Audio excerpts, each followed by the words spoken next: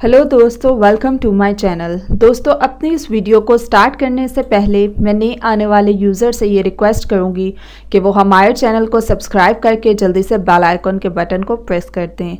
आज की इस वीडियो में मैं आप लोगों के लिए एक बहुत ही आसान और घरेलू टोटका लेकर आई हूँ, जिसको यूज़ करने से आप लोगों को बहुत ही ज़्यादा होने वाला है फ़ायदा। दोस्तों, अक्सर लोगों के मुंह से स्मेल आती है, जिसकी वजह से वो किसी के पास बैठ नहीं सकते। अगर बात कर रहे हों तो दूर दूर से ही बात करते हैं।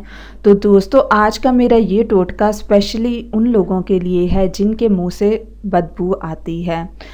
इसकी रीज़न एक तो ये है, या तो आप लोगों के दांतों में कैविटी लगी है, कीड़ा लगा है, या आपके दांतों में खाना फंसा हुआ है, या आप ब्रश सही से नहीं कर रहे जिसकी वजह से आपके दांतों में गंद फंसा हुआ है। इसकी वजह से आप लोगों के मुंह से स्मेल आती है, और आप ज़बान भी अगर सही से साफ़ नहीं करते तो भी आपके मुंह से स्मेल आती है। या अगर आप खाना बहुत देर तक खाते हैं और मैदे को आप लोग बहुत ज़्यादा टाइम तक खाली रहने देते हैं तो भी उससे स्मेल आती है। तो दोस्तों, इसके लिए आप लोगों ने जो इंग्रेडिएंट्स यूज़ करने हैं वो है इलायची।